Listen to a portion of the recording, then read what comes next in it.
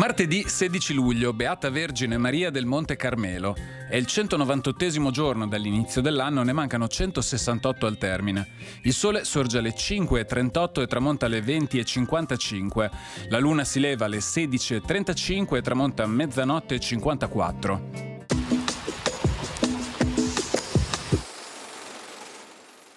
Il Senato Veneto autorizza il chioggiotto Nicolò De Manoli, detto Sbisao, a prestare la sua opera per il recupero di una nave affondata nei pressi dell'isola di Brioni.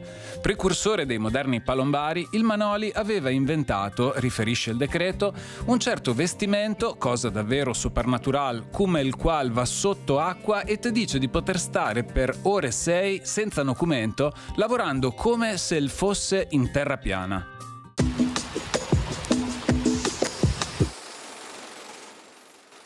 Le previsioni per domani. In pianura cielo sereno, al poco più localmente poco nuvoloso a tratti.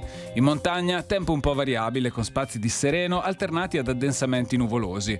Precipitazioni inizialmente assenti, poi probabilità di fenomeni generalmente modesti salvo qualche rovescio temporale sulle zone montane da locali a sparsi e altrove occasionali, più che altro sull'alta pianura.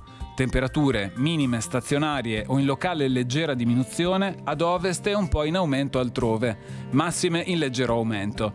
Venti in quota prevalentemente moderati da sud-ovest, altrove in prevalenza deboli di direzione variabile ma contemporanee fasi diurne di moderato rinforzo dai quadranti orientali in pianura e soprattutto sulla costa.